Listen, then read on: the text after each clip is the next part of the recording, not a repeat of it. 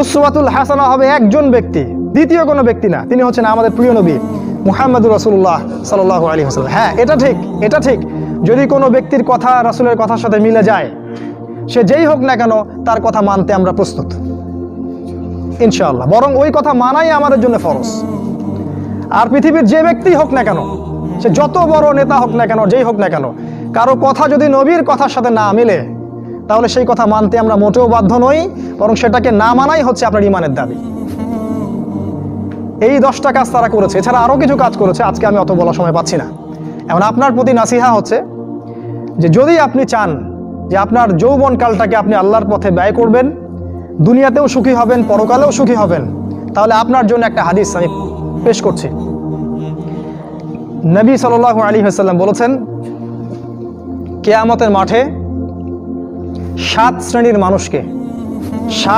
মানুষকে আল্লাহ পাক আরশের ছায়া দিবেন। তার মধ্যে 1 শ্রেণীর মানুষ হচ্ছে তারা যারা তাদের যৌবনকালটাকে আল্লাহর পথে ঢেলে দিয়েছে। আপনি কি চান কিয়ামতের মাঠে আল্লাহ আপনাকে আরশের ছায়া দেখ? আমি এটা অনেক দিন বলছি হাদিসটা, যে কিয়ামতের মাঠে মানুষ যখন উঠবে তখন তাকে 5টা প্রশ্ন করা হবে। তোমার জীবন কোন কালে ব্যয় করেছো? তোমার যৌবন কোন কাজে ব্যয় করেছো? কোন পথে সম্পদ উপার্জন করেছো আর কোন পথে সম্পদ ব্যয় করেছো? আর জানা অনুযায়ী আমল করেছিলে কি না? এখানেও দেখেন, তোমার যৌবন কোন পথে ব্যয় করেছো আলাদা প্রশ্ন হবে। যদি আমরা যৌবন আল্লাহর পথে ব্যয় করতে পারি, আরশের ছায়া আপনি ছায়া পাবেন ইনশাআল্লাহ। আপনার নেতা হবে জান্নাতে হুসাইন রাদিয়াল্লাহু আনহু, এটা তো জানেন। তিনি হবেন জান্নাতে যুবকদের সর্দার। কত যুবক যে পৃথিবী থেকে চলে গেছে, হে আমার ভাই, আপনাকে কেমন করে বুঝাই, যারা দিন রাত কোনো কিছুর পরোয়া করেন নাই, দিন রাত আল্লাহর পথে ছুটে চলেছেন। ওই খালিদ বিন ওয়ালিদ রাদিয়াল্লাহু আনহুকে দেখেন, তিনি মৃত্যু সজ্জায় বলেছিলেন যে আমি জাহাদতু কাযা ওয়া কাযা, আমি যে কতই না যুদ্ধ করেছি আল্লাহর পথে, আমার শরীরে এমন একটা দাগও নাই যেখানে, মানে একটা জায়গাও বাকি নেই আমার শরীরের মধ্যে যেখানে কোনো তরবারির আঘাত নাই বা বর্ষার ছোঁয়া নাই। সেদিন তিনি মৃত্যু সজ্জায় বলছিলেন যে আজকে আমি আমার বিছানায় মারা যাচ্ছি, আমি যুদ্ধের মাঠে মারা যাওয়ার সৌভাগ্য আমার হলো না। ফালা নামাত আইনুল জুবালা, তিনি বলেছিলেন যে কাপুরুষদের 2 চোখ যেন কখনো না ঘুমায়। ওই দেখো যুবক, তোমার আদর্শ।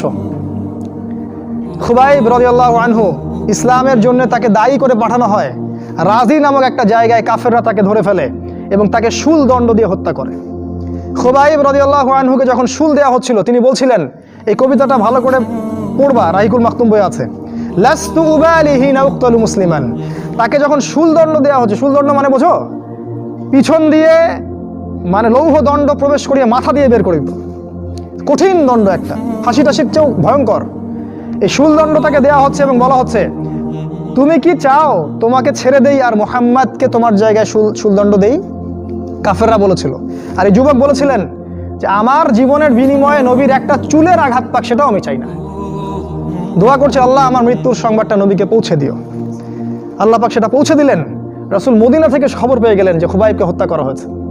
তিনি তখন কবিতা আবৃত্তি করছিলেন যে লাস্তু উবালি হিনা উক্তালু মুসলিমান, আমি কোনো পরোয়াই করি না যখন আমাকে মুসলিম হিসেবে হত্যা করা হচ্ছে।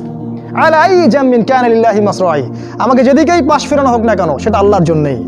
ওয়াযালিকাল ইলাহু ওয়া ইয়াশা, এবং তিনি হচ্ছেন এমন ইলাহ যিনি যদি চান ইউবারিক আলা ফি কুল্লি শিলুই মিমাজ্জা, তাহলে তিনি প্রত্যেকটা আমার গোশত টুকরা হাড্ডির মধ্যে বরকত দিতে পারবেন।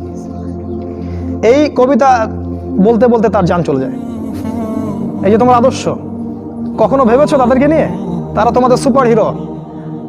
আজকে ফ্যান্টাসির জগতে সুপার হিরো খুঁজে বেড়াও তোমরা রাসূলের আদর্শ গ্রহণ করার সৌভাগ্য হলো না।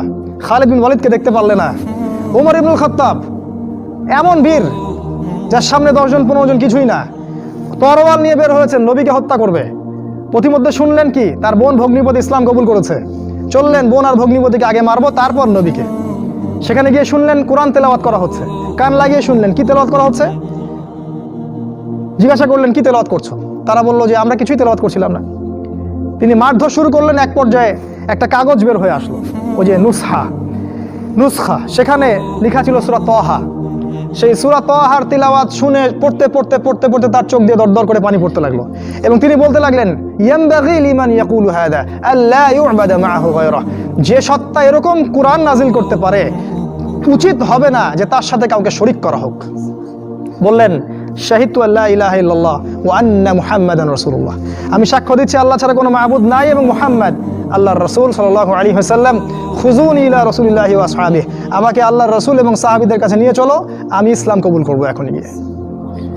সেখানে গিয়ে নবীকে বললেন, ইয়া রাসূলুল্লাহ, আমি জিতুকা উমিনু বিল্লাহি ওয়া রাসূলিহি, আমি আপনার কাছে এসেছি আল্লাহ এবং আপনার প্রতি ঈমানদার হয়েই এসেছি।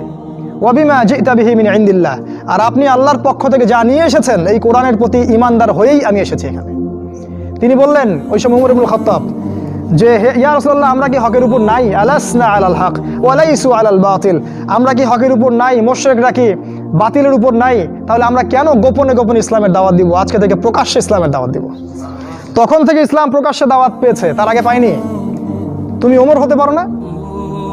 একটা ছেলেকে দেখলাম অনলাইনে, আমি তাকে চিনি না, অনলাইনে একটা স্ট্যাটাস দেখেছিলাম, খালি ইসলামের পক্ষে কিছু একটা বলার কারণে তার একটা বড় পথ চলে গেছে, এবং সে স্ট্যাটাস দিয়েছে যে যদি একদিন বাঁচি সিংহের মতো বাঁচবো, তাও ধর্মকে আমি দলের কাছে বিক্রি করব না।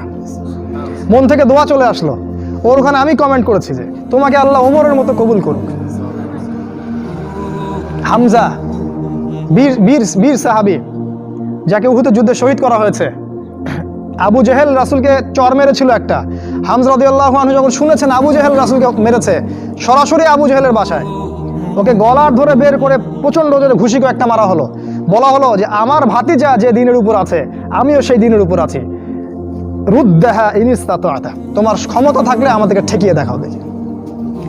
তিনি রাসূলের কাছে গেলেন, বললেন, ইয়া ইবনা আখি, হে আমার ভাতিজা, কুনতু আনসুরুকা বিল হামিয়া, আমি তোমাকে সাহায্য করতাম আত্মীয়তার সম্পর্কের কারণে। আলা নানসুরুকা লিল ইসলাম, আজকের দিন থেকে আমি ইসলামের জন্য তোমাকে সাহায্য করব। আশহাদু আল্লা ইলাহা ইল্লাল্লাহ ওয়া আন্নাকা রাসূলুল্লাহ, আমি সাক্ষ্য দিলাম যে আল্লাহ ছাড়া কোনো ইলাহ নাই, তুমি আল্লাহর রাসূল। এই যে ইসলামের শক্তি বাড়তে থাকলো তখন, তো তুমি হামজার মতো হতে পারো না?